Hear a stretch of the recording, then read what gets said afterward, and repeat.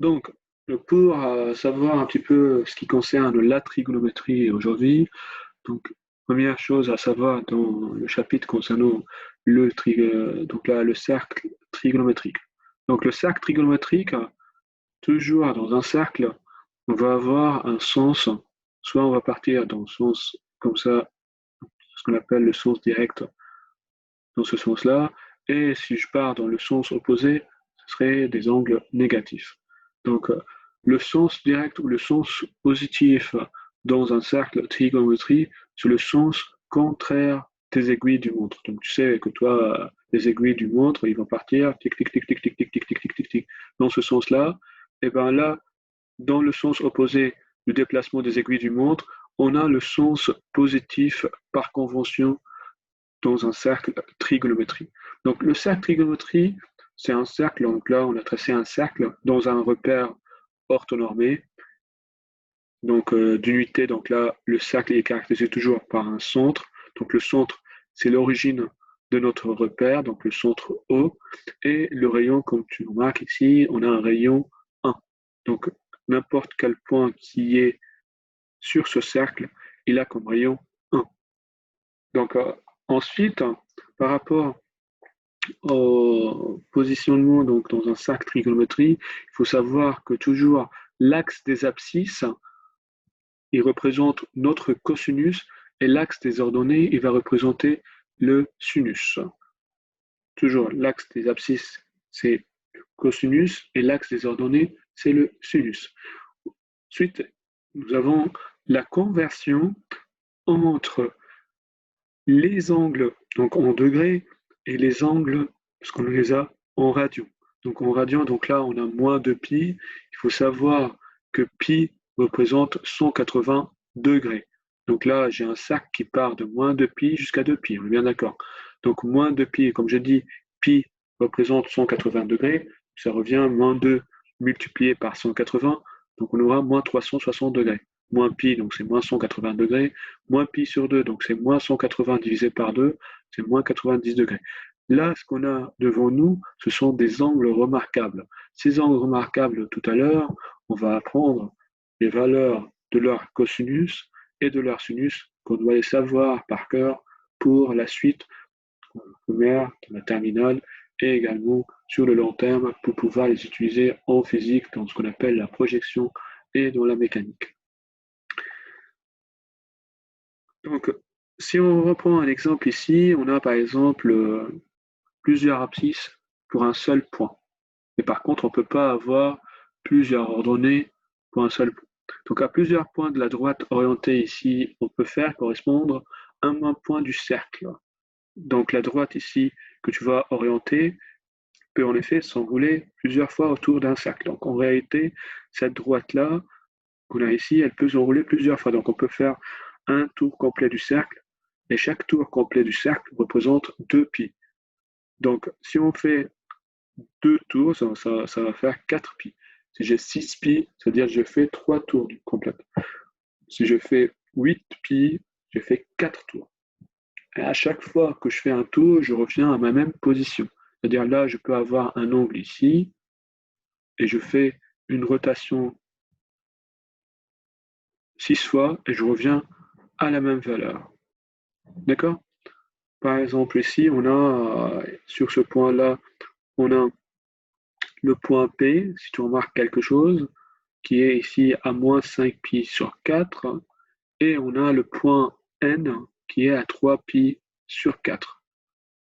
Donc 3 pi sur 4, donc on regarde notre cercle trigonométrie, il est divisé en 4 quadrants. Donc là, si je vais les annoter, donc là j'ai mon premier quadrant, ici j'ai mon deuxième quadrant, là j'ai mon troisième quadrant, et là j'ai mon quatrième quadrant. Donc c'est un quart de cercle. Un quart de cercle représente de 0 à 90 degrés.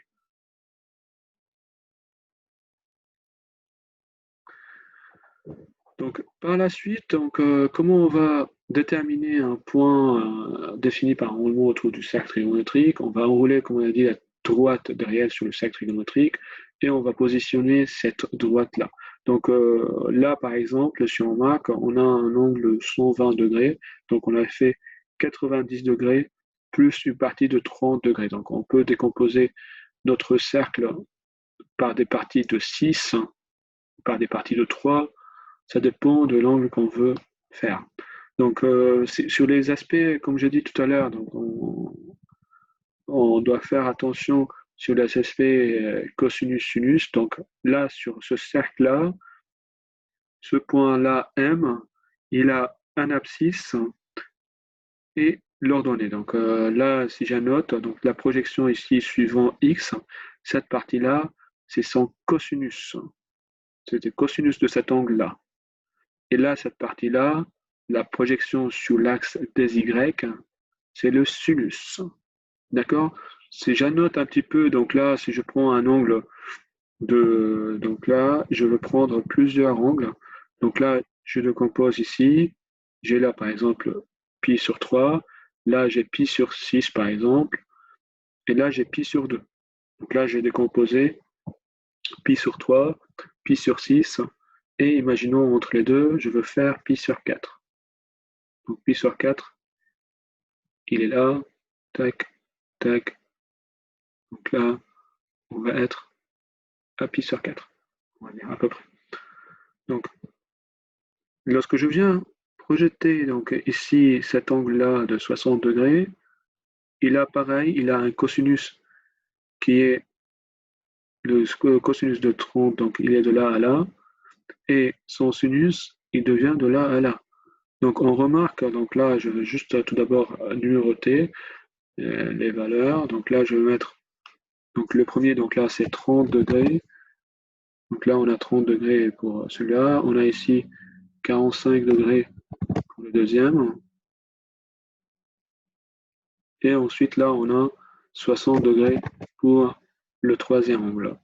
Donc, ce qu'on remarque ici, donc, pour la partie rouge, donc là, il a, donc, on va faire sa projection donc, sur son axe des X et sur son axe des Y. Donc, si on fait la projection sur l'axe des X, cette partie rouge, et sa projection sur l'axe des Y ici, on remarque que son cosinus est plus important que son sinus. Et plus qu'on est en train de croître en termes d'angle, plus que le cosinus, qu'est-ce qui se fait? Par exemple, là, si je passe à 45 degrés, je vois le cosinus à 45, il va se réduire jusque là. Alors, je vais commencer par là.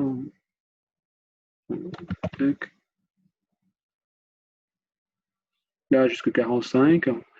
Et si je passe à 30 degrés, je passe jusque là. Et ensuite, petit à petit, bah, je commence à se réduire.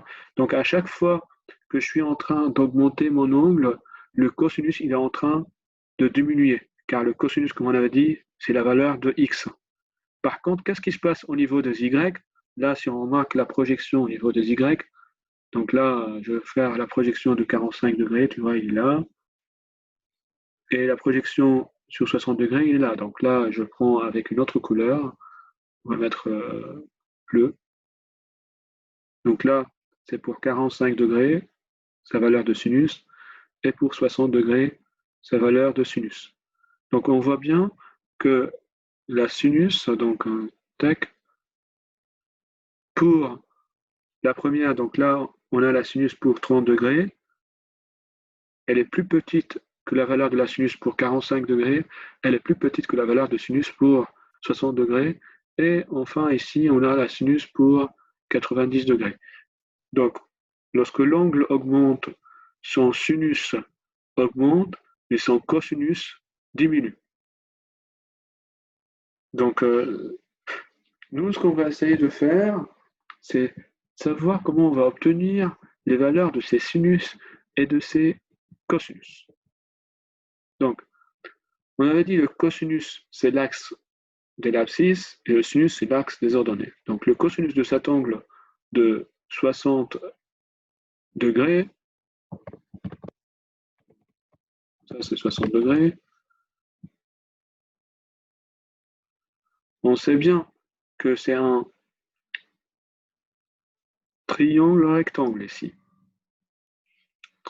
ce triangle rectangle, il a comme angle 60 degrés ici, et là, on va avoir, pardon, 60 degrés, et là, on va avoir du coup 30 degrés. Et on sait que l'hypoténuse, qui est le rayon du cercle, c'est 1.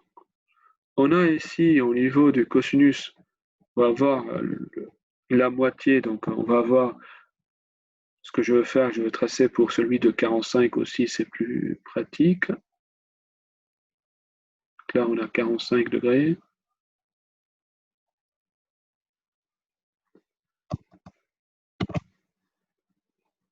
Je projette,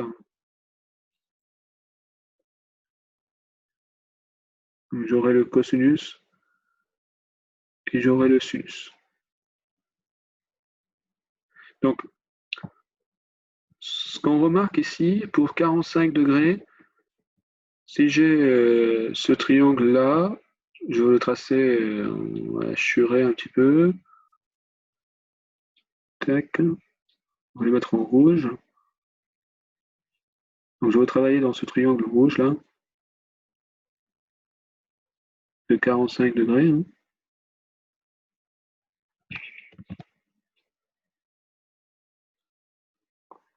Donc, c'est toute cette partie-là. On a la partie rouge, on va la colorer, donc là, c'est ça. OK? Donc, cette partie-là, il y a le cosinus et il y a également son sinus qui est là.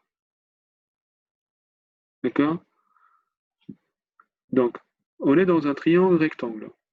On a, premier, le triangle rectangle, on l'a d'après Pythagore. Donc, on a ici ce X, et là, de ce côté-là, on a le Y. Mais c'est un triangle rectangle, donc l'angle qu'on a au niveau de ce triangle rectangle ici, on a 45 degrés là. D'accord? Donc 45 degrés là et 45 degrés là. C'est un triangle rectangle isocèle. Donc là, ça c'est X et ça c'est Y. On est bien d'accord. Donc d'après Pythagore, on a que X au carré plus Y au carré est égal à quoi? Est égal à l'hypoténuse au carré. Donc l'hypoténuse, qu'on le voit bien ici, donc je le mets avec une autre couleur. Donc là, l'hypoténuse, c'est ça. Donc on a l'hypoténuse qui est là. Cette hypoténuse, c'est le rayon de mon cercle.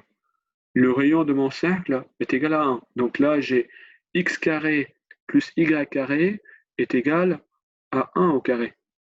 On est bien d'accord? Très bien. Donc là, on a x carré plus y carré est égal à 1.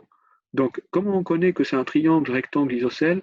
Donc, le x carré, c'est égal à y carré. Donc, en réalité, j'aurai 2x carré. 2x carré qui est égal à 1. Donc, x carré est égal à 1 demi.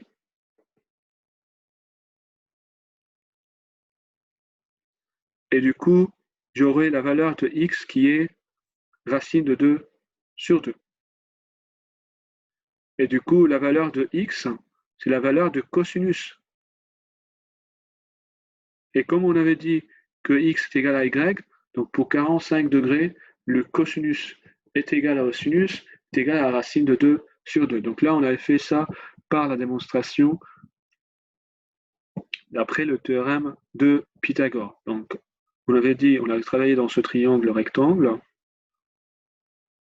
en rouge, il a comme hypoténuse 1, son x est égal à son y, car c'est un triangle rectangle isocèle. Pourquoi? Car on a 45 degrés et 45 degrés de ce côté. Donc là, on a ce côté-là 45 degrés, et on a également ce côté-là qui est 45 degrés. Donc 45 plus 45, c'est 90, et là, on a un angle droit, 90 degrés. D'après Pythagore, on a x carré plus y carré est égal à 1. Du coup, 2x carré est égal à 1. On a isolé x, et on a trouvé la valeur de x qui est égale à la valeur de y, qui est égale à racine de 2 sur 2. Donc, de cette façon-là, on a calculé le cosinus et le sinus de 45 degrés et on va procéder de la même façon pour 60 degrés et pour 30 degrés et pour 90 degrés. Donc là, si j'efface l'ensemble et je trace pour 0 degré, donc je remarque que pour 0 degré, je suis là. Donc 0 degré, je remarque quelque chose de très important pour 0 degré, que la valeur de cosinus est égale à 1. Alors que pour sinus, il n'a pas de valeur ici. Donc là, on remarque bien que la cosinus de cette valeur-là, donc c'est son x, c'est égal au rayon, donc c'est 1. Par contre, son y est égal à 0. Donc le cosinus de 0 degré, c'est 1, et le sinus de 0 degré, c'est 0. Si je passe pour la valeur de sinus, de cosinus de 90 degrés, donc là j'ai 90 degrés, il est là.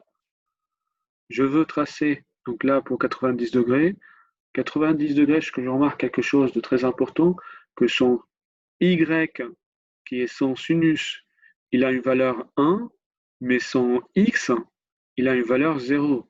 Donc le cosinus de 90, c'est 0, et le y, qui est le sinus, c'est 1. Donc, est-ce qu'on remarque quelque chose? Donc là, on a appris le sinus, le cosinus de 0 degré. Donc pour 0 degré, le cosinus c'est 1, le sinus c'est 0, car sa position ici nous montre que c'est 1, 0. Donc l'abscisse c'est 1, l'ordonnée c'est 0, donc le cosinus 1 et l'ordonnée, donc qui est le sinus, c'est 0.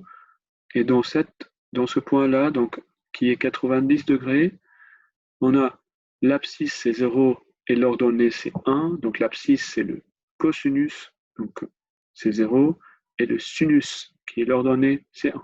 Donc on a appris l'angle 0 degrés, 60 degrés, 45 degrés et 90 degrés, leur cosinus et leur sinus. Très bien. Donc voilà, donc toujours on avait dit, si on se rappelle un petit peu par rapport aux règles de base pour le cosinus d'un angle et le sinus d'un angle, toujours le cosinus, c'est le côté adjacent sur l'hypoténuse, alors que le sinus d'un angle, c'est le côté opposé sur l'hypoténuse. La tangente, la tangente de l'angle, c'est le sinus sur le cosinus, donc le côté opposé sur le côté adjacent. D'accord? Donc, par rapport aux angles remarquables, il y a le 0, pi sur 2, pi sur 3, pi sur 4 et pi sur 6. On va voir leur valeur. Mais avant cela, il faut se rappeler des propriétés très importantes des fonctions cosinus-sinus.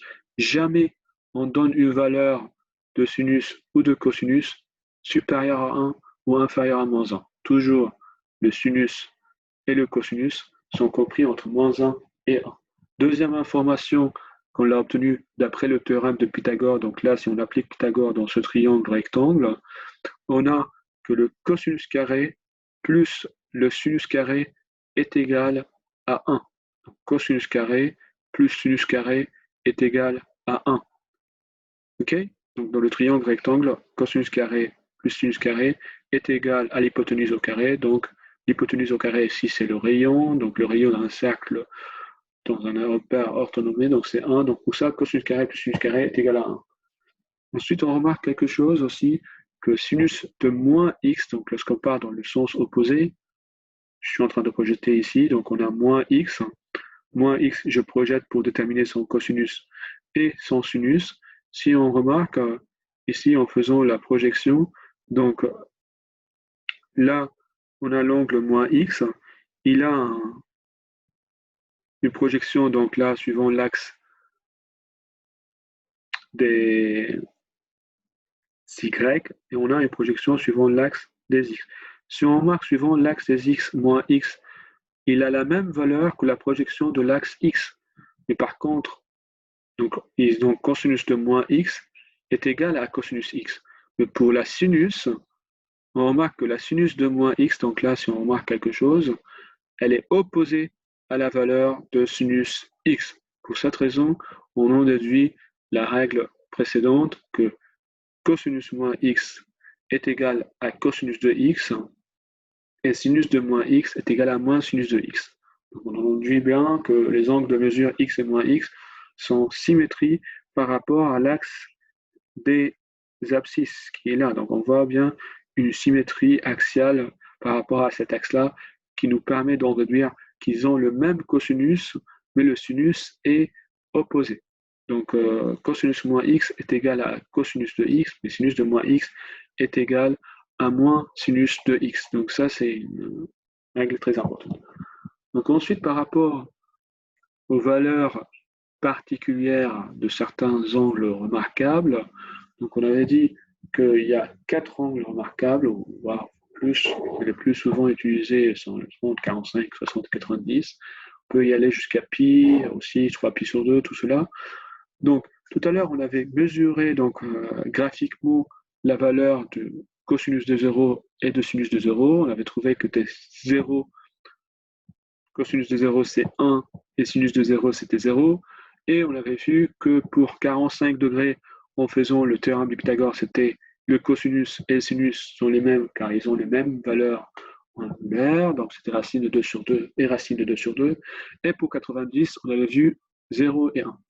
Ce qui nous a resté à déterminer, c'était les valeurs de 30 degrés. Donc là, on avait 30 degrés à déterminer encore et 60 degrés. Donc sur 30 degrés et 60 degrés, lorsqu'on avait tracé notre cercle, on avait dit que la valeur, donc là, si je trace un petit cercle, donc là, on avait dit, je le décompose en 4 parties.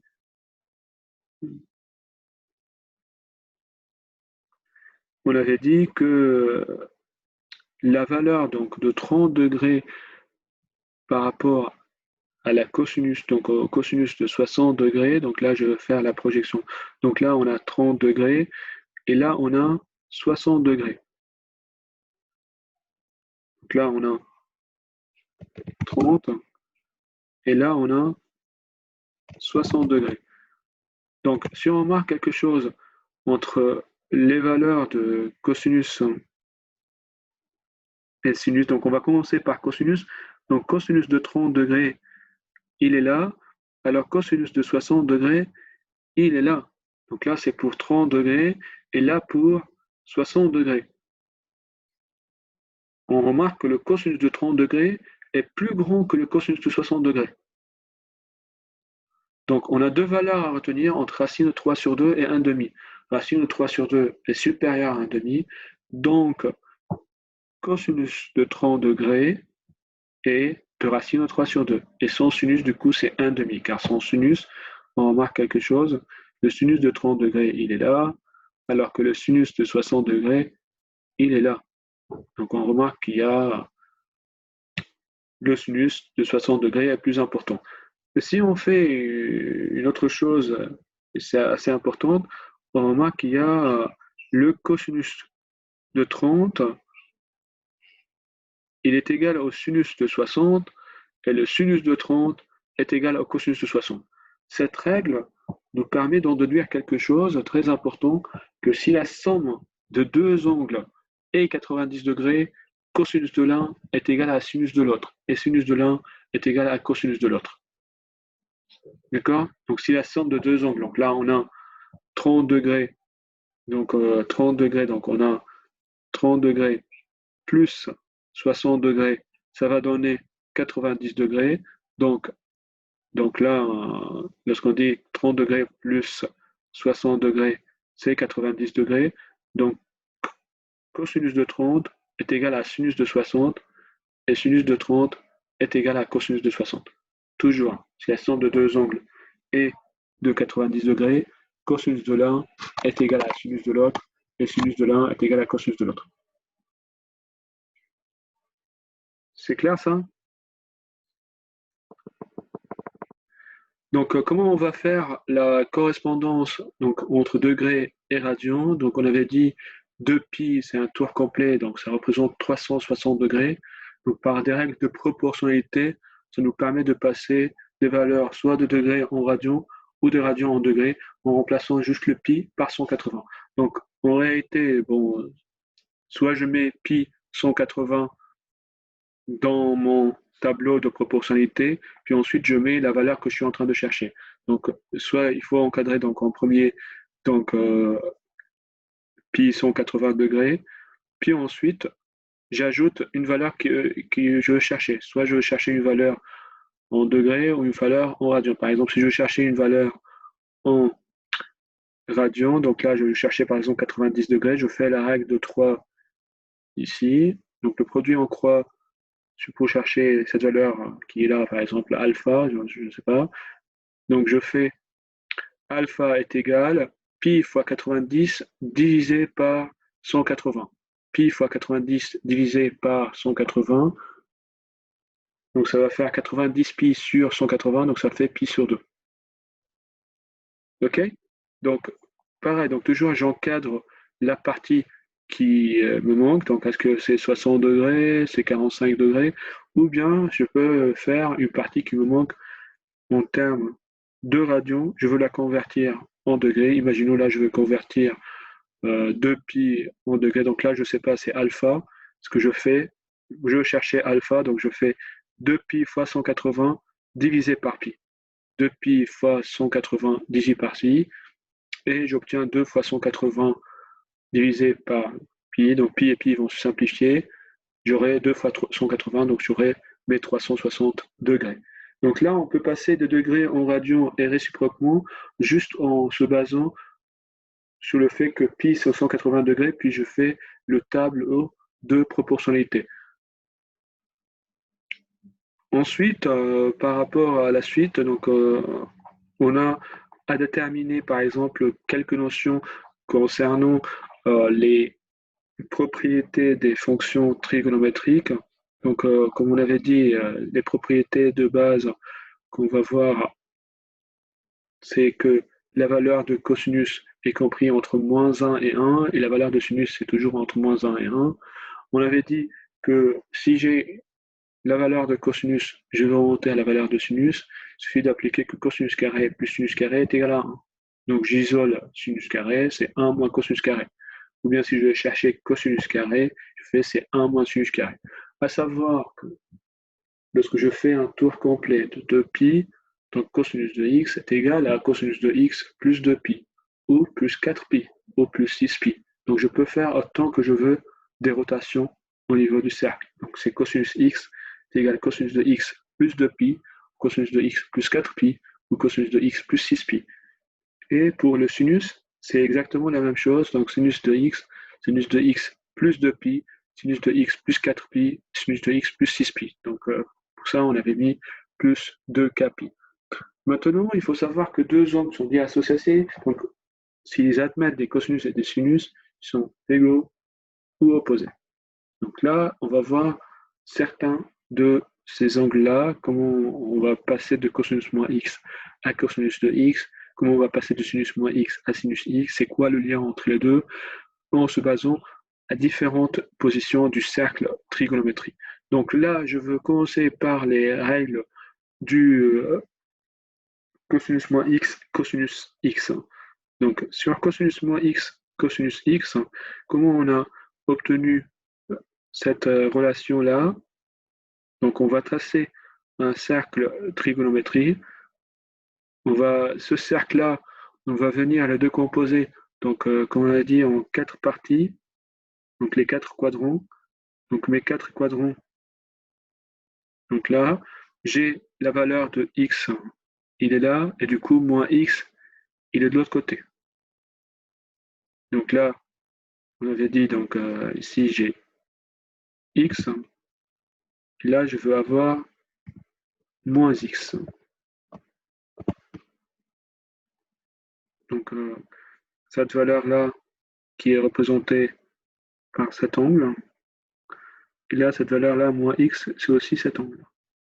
Donc lorsque je viens faire la projection, si je veux faire la projection, donc je remarque, je vais la tracer en rouge, je fais la projection suivant l'axe des y,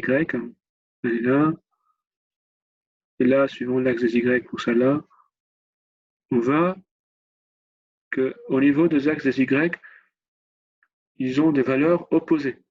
Donc l'axe des Y, on avait dit, si tu te rappelles, on avait dit l'axe des Y représente l'axe des sinus. Donc là, si on veut tracer notre axe ici, donc ça c'est un axe orthonormé, donc on a mon axe, on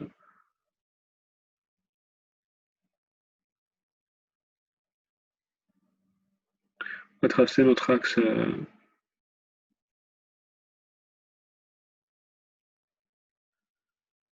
des Y et notre axe cosinus.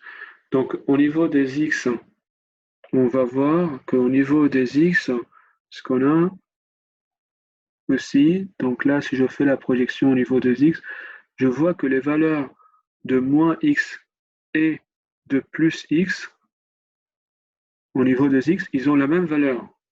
C'est la même valeur. Le cosinus de moins X, ils ont le même abscisse. Donc cosinus de moins X, pour cette raison, est égal à cosinus de X. Et par rapport au sinus, si on voit quelque chose, le sinus ici, il est égal à l'opposé de celui-là. Donc le sinus de x est égal à moins sinus de moins x, ou sinus de moins x est égal à moins sinus de x. Pour ça, on a le signe moins qui apparaît ici. Donc au niveau du cosinus moins x, on a le même cosinus qui est là, mais par contre, les sinus sont opposés. Donc ça, c'est lorsqu'on se passe dans le premier quadrant.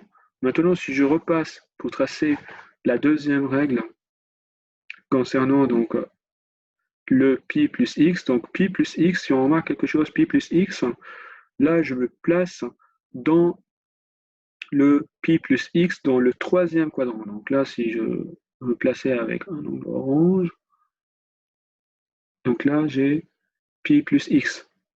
Si nous avons donc, si cette valeur-là, c'est pi plus x.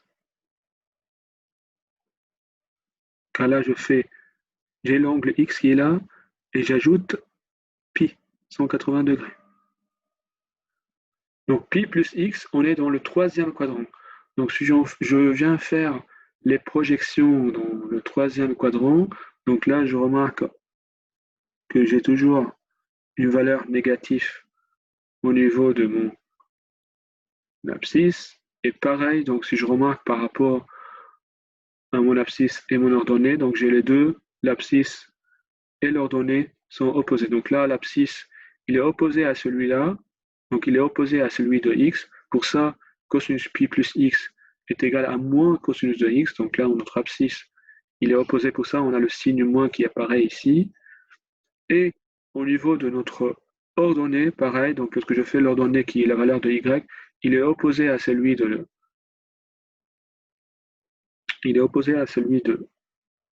sinus de x. Donc pour cette raison, on a aussi le signe moins qui apparaît là. Donc là, on avait fait donc le troisième quadrant où on a pi plus x, le quatrième quadrant où on avait moins x, et là on va se placer dans le deuxième quadrant où on va voir pi plus x. Donc là je vais tracer pi plus x, donc là j'ai pi plus x en bas, et là je vais tracer pi moins x qui est dans le deuxième quadrant.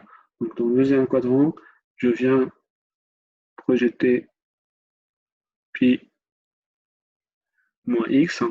Je fais sa projection suivant l'axe des abscisses. Donc suivant l'axe des abscisses, on va et sa projection suivant l'axe des y. Donc, ici quand on marque, donc là je vais tracer en rouge, plutôt en vert on va dire.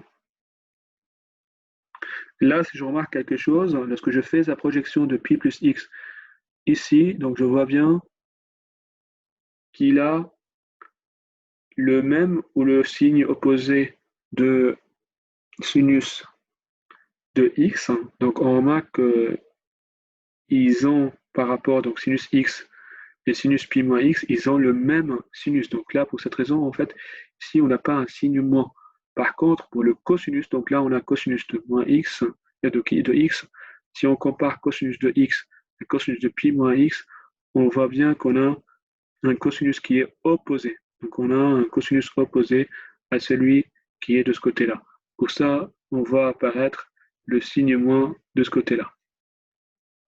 Donc là, c'est par rapport aux trois quadrants. Donc on a les trois angles remarquables. Donc on a trois cosinus sinus qui sont dans trois quadrants différents.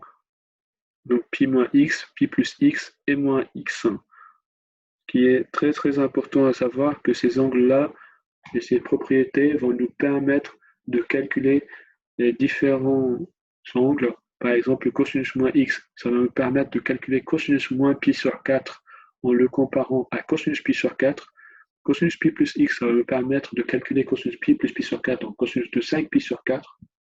Sachant que moi, je connais la valeur de cosinus pi sur 4, qui sont des valeurs des angles remarquables. Cosinus pi moins x, ça va me permettre également de déterminer la valeur de cosinus de 3 pi sur 4, sachant que je connais mes valeurs par défaut des angles remarquables. Donc les angles remarquables que nous avions dit qu'il faut les savoir par cœur, c'est ce qu'on avait dit au départ. Donc les angles remarquables, donc c'est ceux-là, ces angles-là en fait, on va bien, il faut savoir le cosinus de 0, le cosinus pi sur 6, pi sur 4, pi sur 3, pi sur 2 et pi. Et à partir de ces angles-là, je peux remonter à pi moins pi sur 6, à pi plus pi sur 6, à pi moins pi sur 4, à pi moins pi sur 3 et pi plus pi sur 3 en utilisant les propriétés suivantes. Donc voilà. Donc là, c'est super important de savoir ces règles concernant les cosinus moins x, cosinus plus x, pi plus x, cosinus pi moins x, pour, comme j'ai dit, pour en déduire les relations des valeurs des cosinus sinus comme pi moins pi sur 4 ou pi plus pi sur 4 ou moins 3 pi sur 4. Donc,